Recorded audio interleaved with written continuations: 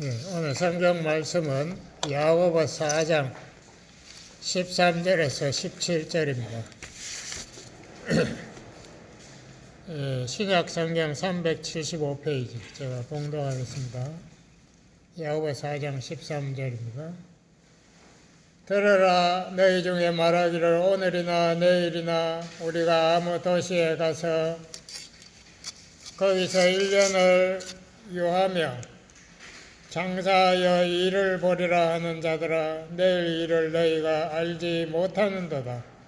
너희 생명이 무엇이뇨? 너희는 잠깐 보이다가 없어지는 안개니라. 너희가 도리어 말하기를 주의 뜻이면 우리가 살기도 하고 이것저것을 하리라 할 것이거늘 이제 너희가 허탄한 자랑을 자랑하니 이러한 자랑은 다 악한 것이라.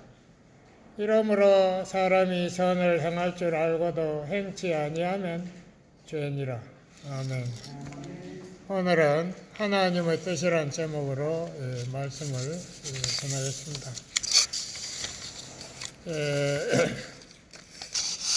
먼저 우리가 섬기는 하나님은 어떤 분인가, 우리가 성경에 나타난 그 하나님을 조금 더 우리가 생각해 보겠습니다. 하나님은 그 이름 자주 따라 나오는 말이 영존자라고, 모세에게도 영존자라고 말씀합니다. 영존하다는 것은 이것이 영원하다. 그러니까 시간에 종속되지 않는다는 그런 뜻입니다. 그리고 특히 이사야서나 요한계시록에 보면은 예수님도 그랬지만 자기가 알파와 오메가다. 이 헬라어의 처음 시작과 마지막이다. 이것도 다시 말하면 시간적으로 말하면 처음에도 있고 끝에도 있다. 그러니까 모든 시간에 존재한다. 우리 인간은 순간 찰나에만 존재하지, 지금이라는 그 찰나가 계속 지나가는데 그 순간순간에 존재하는 우리하고는 질적으로 다르죠. 하나님은 모든 시간에 존재합니다. 이 상대성 이론에 의하면 이게 우리가 이해할 수 있어요.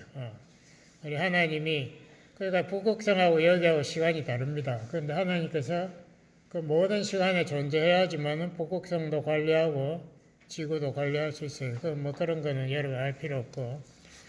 그 다음에 우리가 공간도 이 성경에 보면 하나님은 어디든지 존재한다. 130편, 139편 같은 데 보면 그러죠. 내가 어떤 지옥 끝에 가 있을지라도 하나님 거기 계신다. 그 시간도 하나님이 언제든지 거하시고 공간도 어디든지 거하시고, 지식적으로 말하면 모르는 게 없고, 그리고 능력으로 말하면 못하는 게 없고 전능하신 하나님의 자기 성품에 거슬리지 않는 모든 것을 할 수 있는 그런 것을 종합해서 초월자라, 영어로 transcendent.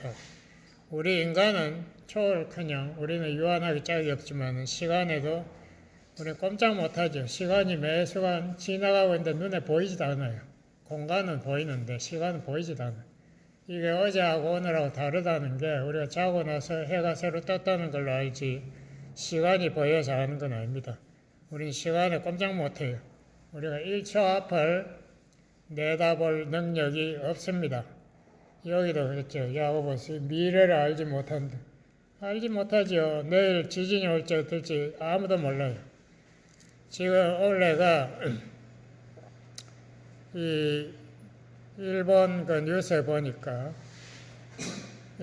거기 후쿠오카에 그 지진이 나가지고 그때 쓰나미가 나가지고 원자력 발전소가 여러 개가 다 망가지고 갔다 가면 동경이 날아갈 뻔했죠. 그때 원자력 발전 중지 못 시켰으면은 그때 밸브, 그 중지하는 밸브가 전부 전자장치로 돼가지고 그게 다 전기가 나가는 바람에 갔다 가면은 동경까지 몇 천만 명이 죽을 뻔했어요.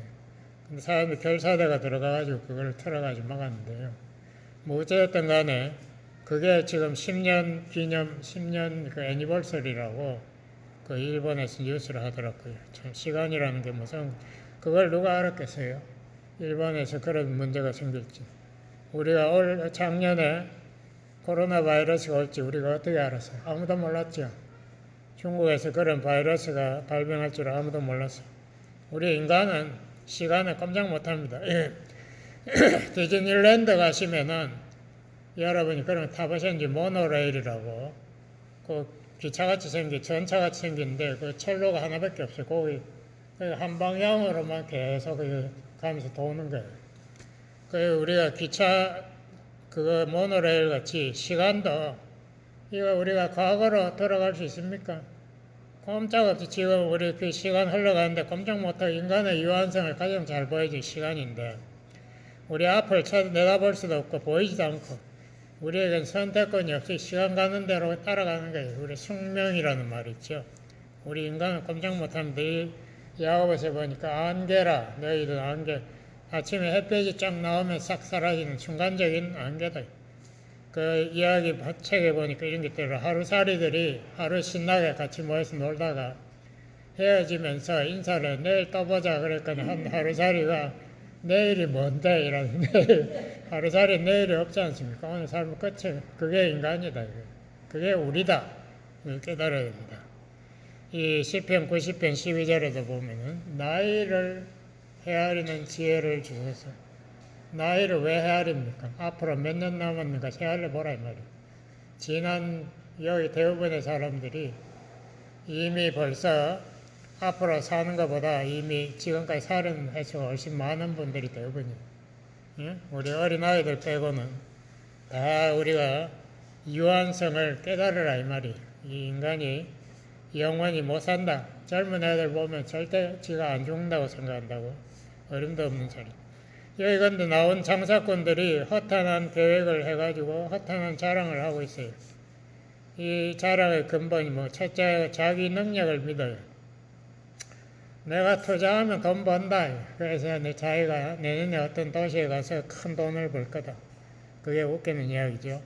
그리고 두 번째는 돈 자랑하는 거예요. 내가 돈을 지금까지 이렇게 많이 벌 거부가 됐는데 앞으로 돈을 더 벌 거다.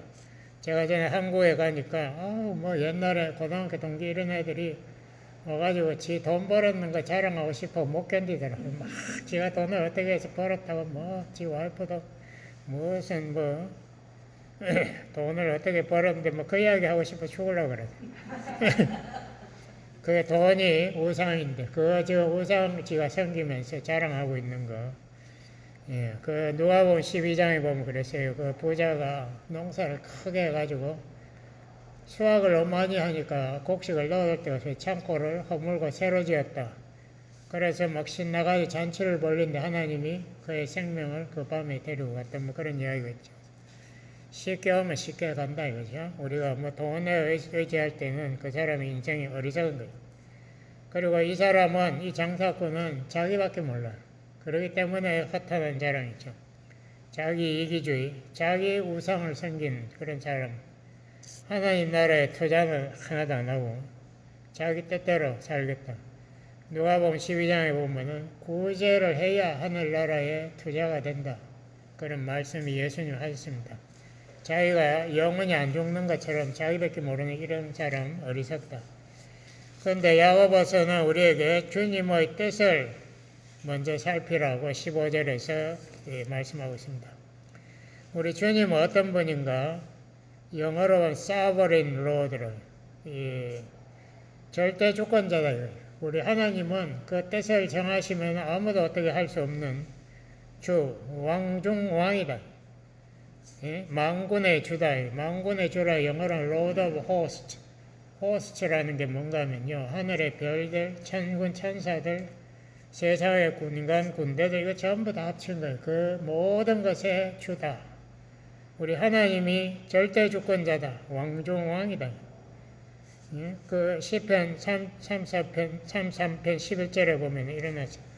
하나님의 계획은 영원히 선다. 하나님의 계획대로 모든 우주가 움직이는데 그의 뜻한 계획은 모든 인간 역사를 통하여서 다 이루어진다. 참 놀라운 말이죠. 인간이 얼마 계획하면 얼마나 오래 갑니까? 한 3대, 4대 가면 다 무너지는 거예요. 뭐 위대한 왕이 뭐 섰다 어쨌다 다 무너지는 거예요.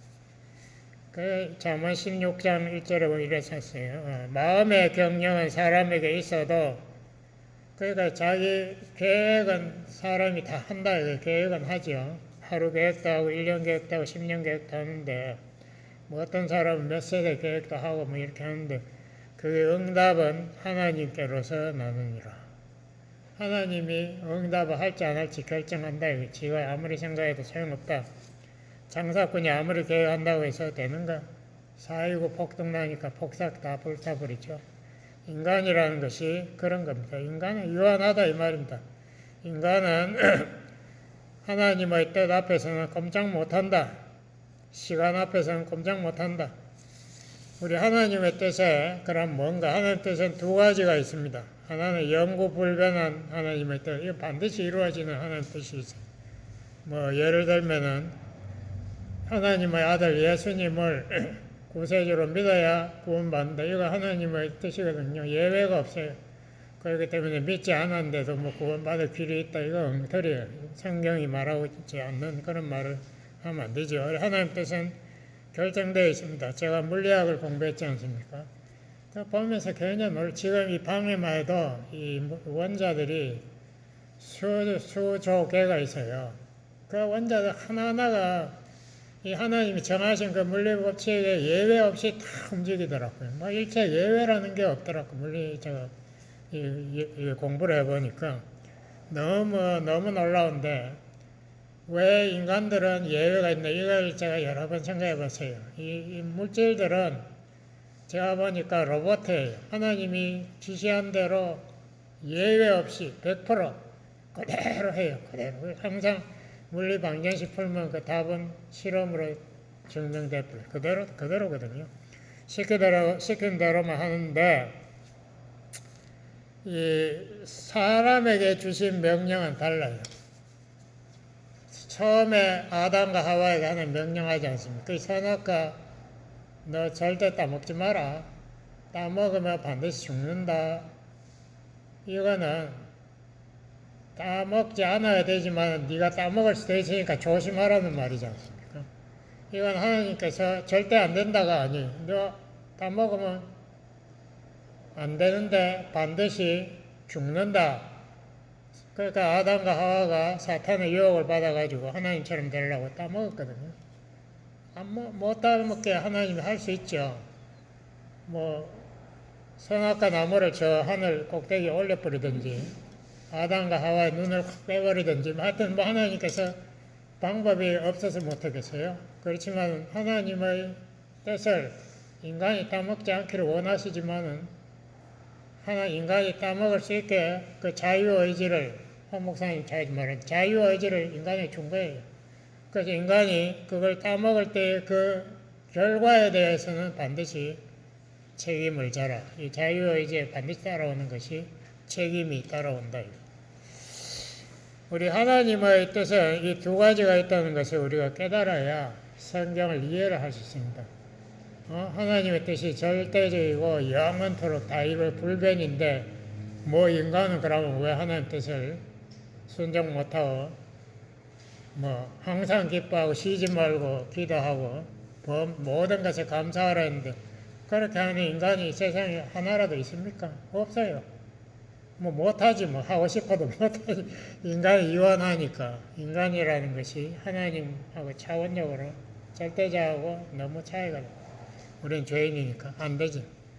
그렇게 차이가 나는 이유를 우리가 생각하면 우리 하나님의 뜻은 주권자 하나님의 뜻은 반드시 이루어집니다.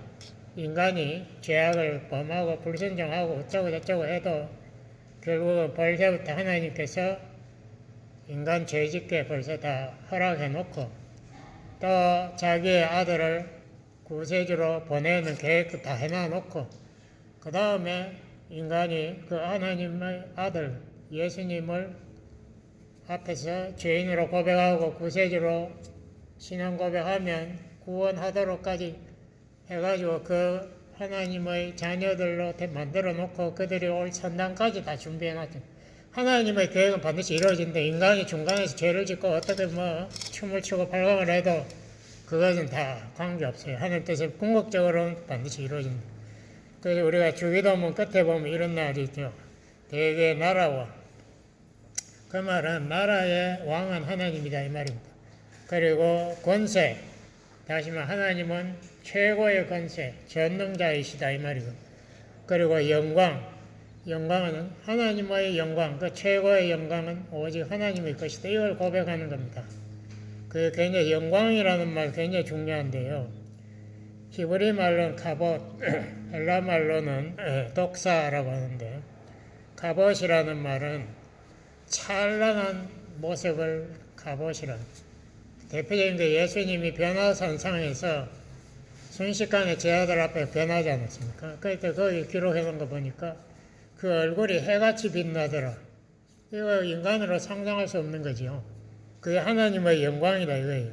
그 눈에 보이는 그런 영광도 있고, 이사야 6장에 보면 이사야는 성전에서 하나님의 환상으로 봤는데 그 하나님을 보니까 너무 거룩하더라 이거예요. 천사들이 옆에 제일 높은 천사의 세라비 옆에 서 있는데도 천사들도 얼굴을 가리고 발을 가리더라. 죄 안 지은 천사들도 하나님의 거룩한 것을 감당을 못해서 자기 모습을 가리고 엎드려서 하나님을 거룩하다 찬양하죠. 그걸 보고 이사야가 엎드리지 않습니까? 내 지금 죄가 나의 죄 때문에 내가 저주받아 죽게 됐다. 그래서 하나님께서 또 용서해 주시고 뭐 이렇게 하는데 사명자로 세워주시는 그게 카봇이고요. 독사라는 헬라 말은 신약에 나오는 독사는 카봇 이 외모적인 것 플러스 명성, 그러니까 하나님 요한계시록 4장 5장에 보면 하나님 찬양하라는 말이 뭐냐, 천사들이 참 판단 모여가지고 하는 게 찬양하는 거예요. 이 찬양한다는 그런 뜻까지 포함되어 있습니다. 하나님의 그 너무나 아름다운 그 영광을 찬양한다는 그런 의미까지 포함돼서 영광이라고 해요. 그러니까 인간들이 영광이라는 말을 함부로 쓰면 안 되죠. 인간이 그 하나님의 그 거룩한 영광을 우리가 알고 있는데 내가 막 영광스럽습니다. 저 이런 말 절대 하면 안 돼요. 그 하나님께서 이 두 가지 계명을 우리에게 주신다. 신명기 29장 29절에 이걸 잘 이야기했어요. 모세가 이야기했는데 하나님께서는 계시하지 않은 비밀 그거를 하나님께서 소유하고 있고 그건 우리 인간에게 주신 게 아니니까 인간은 몰라도 된다. 그러니까 예수님 재림 시기가 언제나 자꾸 묻지 말아요. 하나님께서 그건 계획에서 자기 비밀로 만들어 놓은 거. 인간들이 자꾸 예수님 재림한다고 온갖 이단들이 날뛰지 않습니까? 뭐 10월 10일에 온다고 아우성을 치고 뭐 어떤 사람들이 자꾸 묻더라고. 북한 정권이 이제 파멸하느냐 안 하느냐. 그런 거는 이 역사의 이러한 중요한 시점을 하나님께서 결정하시는 거예요. 우리 인간은 그걸 몰라요. 몰라도 된다.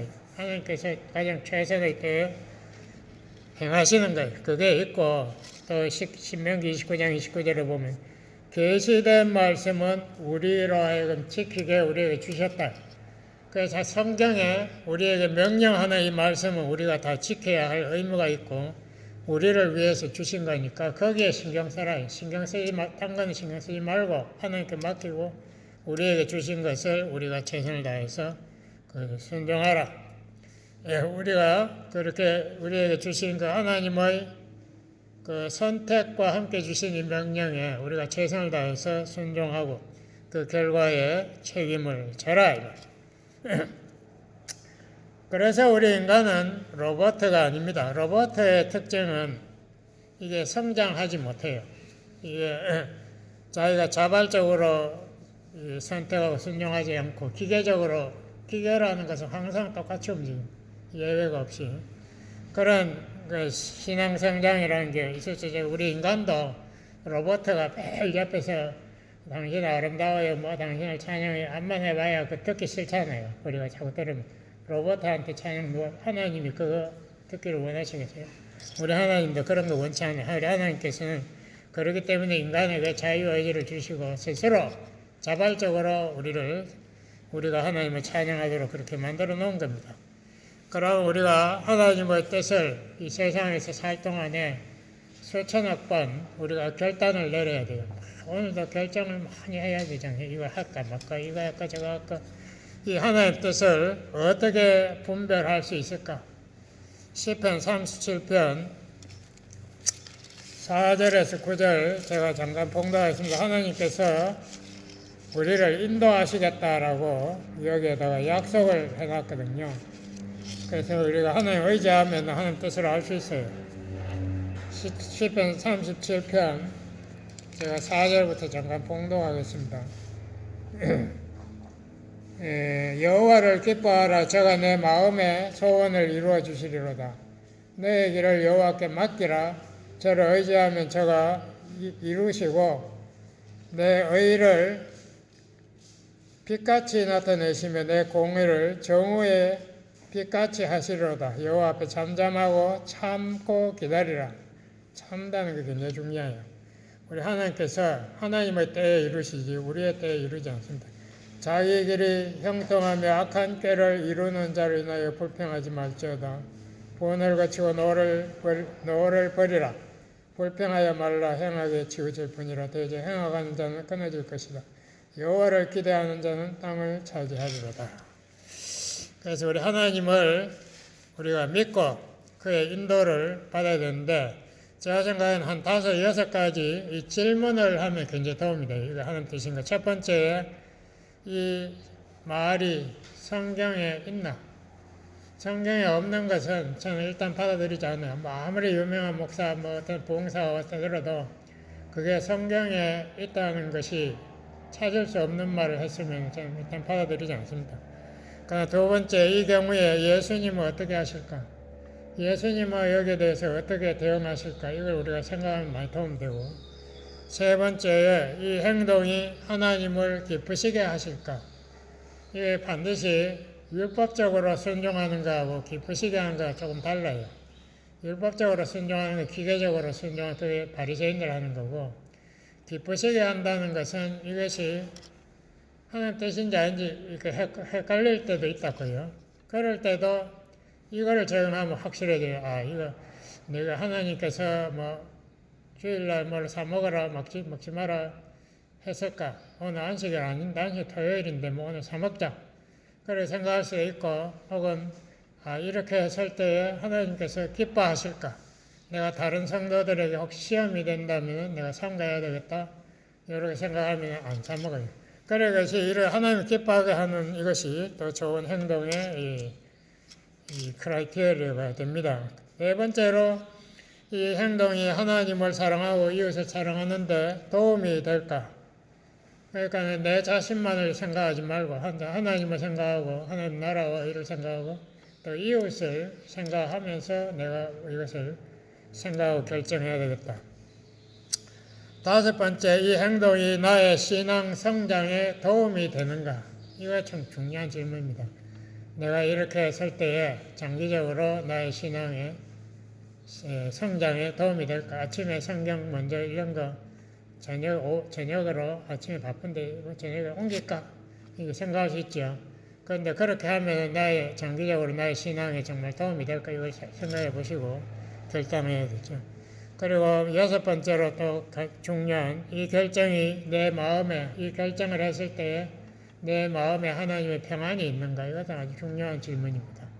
우리가 하나님 뜻이 확실치 않을 때는 마음에 평안이 없어요. 마음에 할까 말까 망설이고 고민이 되고 이렇게 하는 뜻은 하나님 뜻이 아닙니다. 하나님 뜻은 내 마음에 확신이 있고 평안이 있어요. 이런 질문을 여러분 반드시 하시기 바랍니다. 그리고 이제 마지막으로 우리가 하나님 말씀을 우리가 실천하기 위해서 마음의 준비가 필요합니다. 마태복음 12장 34절 이후에 보면 예수님이 그랬어요.